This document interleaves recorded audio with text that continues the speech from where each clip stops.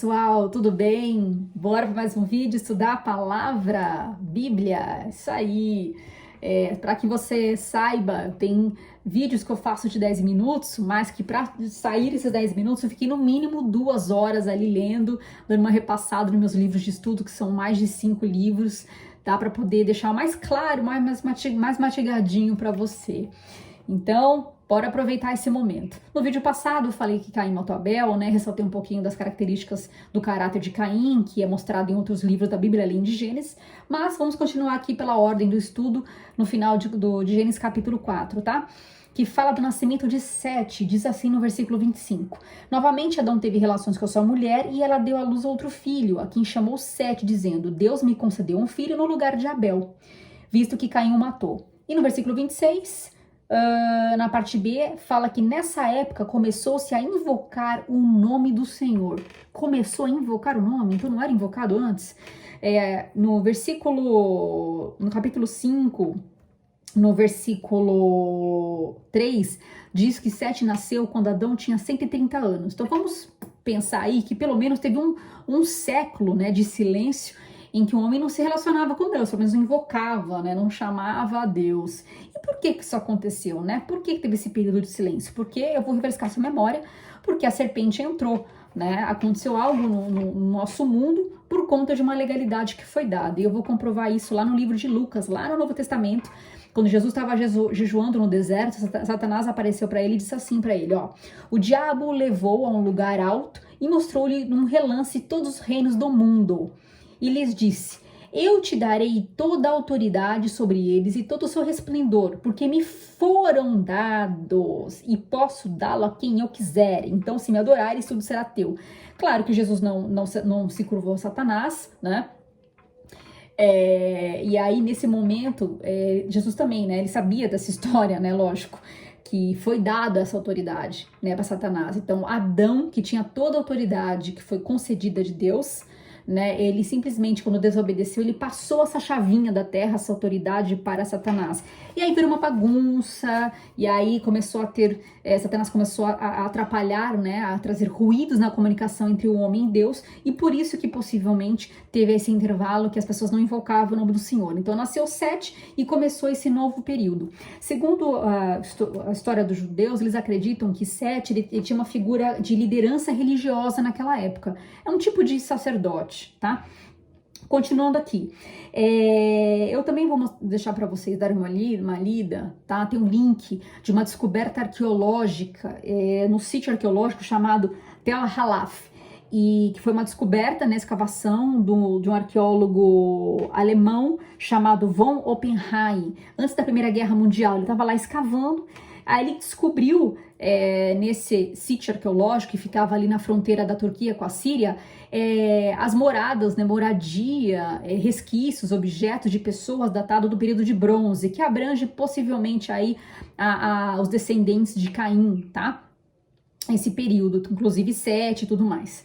E aí ele relata que as casas, elas tinham formato, né, tinham construções de pedras quadradas e tinham santuários. Esses santuários eram locais circulares, e dentro desses locais, desses espaços circulares, né, existiam altares e ídolos. Então dá uma olhadinha no link, tá? Até acho que a foto de um ídolo lá que eles adoravam. Então a idolatria estava muito alta, né? Satanás tinha colocado aí outros deuses para poder desfocar o relacionamento de homem com Deus, e isso causou aí vários problemas, né? Várias consequências. Depois de um período, tá, de filhos e mais filhos, dos Sete, neto, bisneto, também a Bíblia dá destaque para uma outra pessoa chamada Enoque. Olha só, Gênesis 5:21 diz assim, ó: aos 65 anos, Enoque, cadê, gente?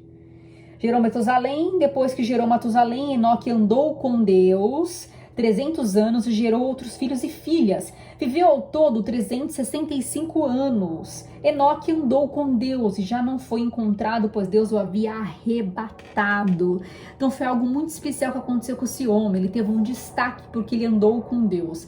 Inclusive Enoque, ele é citado aqui em outros textos da Bíblia, no livro de Judas 14. Vamos lá ver aqui Judas 14. Cadê? Judas 14, fala o seguinte, ó: Enoque, o sétimo a partir de Adão, ou seja, a sétima geração depois de Adão, profetizou acerca deles: vejam, o Senhor vem com milhares de seus anjos. Enoque era tão íntimo de Deus que Deus deu revelação para Enoque de Jesus, né, do Senhor com vários anjos. Ele viu Jesus, gente, isso é muitos anos atrás, olha que tremendo. E Hebreus também fala sobre Enoque, Hebreus também cita a fé desse homem, fala assim, ó, cadê aqui, vamos lá, Hebreus 11:5 diz assim, ó, pela fé Enoque foi arrebatado de modo que não experimentou a morte, e já não foi encontrado, porque que Deus o havia arrebatado, pois antes de ser arrebatado, recebeu o testemunho de que tinha agradado a Deus. Então, ele teve um relacionamento tão especial com Deus, ainda mais nessa época, né, de tanta corrupção humana, que Deus o arrebatou, ele não morreu, ele foi levado aí de corpo e alma para o céu. E eu vou falar de Enoque só quando estiver estudando Apocalipse, tem algo muito interessante, somente ele e um outro homem chamado Elias foram arrebatados, que é diferente de ressuscitado, quando a pessoa morre e ressuscita, como no caso do Senhor Jesus, tá? Então Enoque, ele não morreu, e há um estudo bíblico que justifica o porquê que ele não morreu, e talvez ele apareça aí no futuro, no acontecimento lá em Israel, que ainda não aconteceu, tá em Apocalipse. Não vou falar sobre isso agora. Bom, pra gente fechar, tá? Então Enoque, gente, o Enoque, ele teve um filho, né, Matusalém, que viveu 969 anos. Você fala assim, gente, mas tanto tempo as pessoas viviam naquela época? Sim, elas tinham uma longevidade, né? Elas viviam muito mais tempo. O Matusalém foi o que mais viveu, que foi o filho de Enoque, ele viveu quase 1000 anos. E aí no capítulo 6 de Gênesis, a gente começa a entender por que Deus começou a mudar a visão dele em relação a isso. Eu falo assim, ó, quando os homens começaram a multiplicar-se na terra, eles nasceram filhas. Os filhos de Deus viram que as filhas dos homens eram bonitas e escolheram para si aquelas que lhe agradavam.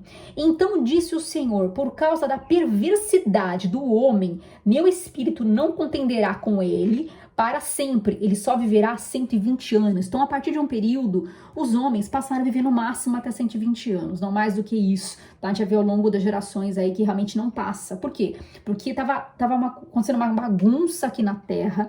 Existem linhas de estudo falando que esses filhos do homens eram referência dos anjos caídos ou eram demônios que se relacionavam com as mulheres. E aí começaram a ter uns filhos com mutação genética chamados de Néfilins, que eram gigantes, tá? E vocês vão ver também aí, eu vou deixar um link na descrição de ossadas, que realmente houve gigantes, tá? Eles são inclusive citados em outros capítulos da Bíblia. Então os gigantes de fato existiram, tá? Então vamos lá, voltando aqui. E aí, continuando, né? Naquele dia havia Néfilins na terra, que eram gigantes, e também posteriormente, quando os filhos de Deus possuíram as filhas dos homens e elas lhe deram filhos, eles foram os heróis do passado, homens famosos, eles eram guerreiros, esses gigantes, né? Então diz que esses filhos de Deus com os filhas dos homens, né? Essas mulheres tinham relação que geraram esses Néfilins, esses homens, né, de grande porte. Então existe essa linha, como eu falei, do estudo de dizer que eram demônios que tinham relações aí, né, que se incorporavam pessoas, ou eram demônios que se transfiguravam, né, como figura humana, e por isso tomava essas mulheres. De qualquer maneira, não é uma influência boa, né, gente? Em 2 Pedro 2,4 fala sobre isso. Vamos lá rapidinho, 2 Pedro, deixa eu ver se eu acho aqui. Judas fala sobre isso, né? Judas 6, ele fala sobre isso. Ele fala que: e quanto aos anjos que não conservaram suas posições de autoridade, mas abandonaram sua própria morada, ele os tem guardado em trevas, presos com correntes eternas para o juízo do grande dia. Então, assim, Deus deu uma punição para esses anjos caídos, esses demônios, tá? Também fala, vamos lá em 2 Pedro, gente. 2 Pedro fala o seguinte, ó. Pois Deus não poupou os anjos que pecaram, mas os lançou no inferno, prendendo-os em abismos tenebrosos, a fim de serem reservados para o juízo. Ele não poupou o mundo antigo quando trouxe o dilúvio sobre aquele povo ímpio, mas preservou Noé, pregador da justiça. Ou seja, então tem uma punição para esses anjos caídos, esses demônios, e fala inclusive dessa época pré-dilúvio, que é justamente essa época que a gente vai entrar no próximo vídeo. Então aconteceu algo tão maligno naquela época que Deus falou o seguinte, ó, acabou, eu vou reduzir a vida do homem aqui na Terra porque tá demais o caos, tá? Então, a gente para por aqui, dá uma lida nos links que falam sobre essa linha do pensamento que eu te falei, da relação aí, né, desses anjos caídos com as mulheres, para ter esses gigantes, e também o link que mostra aí os ossos que realmente eles existiram, esses homens gigantes, tá ok? E no próximo vídeo vamos falar sobre o dilúvio. Te vejo lá, até mais!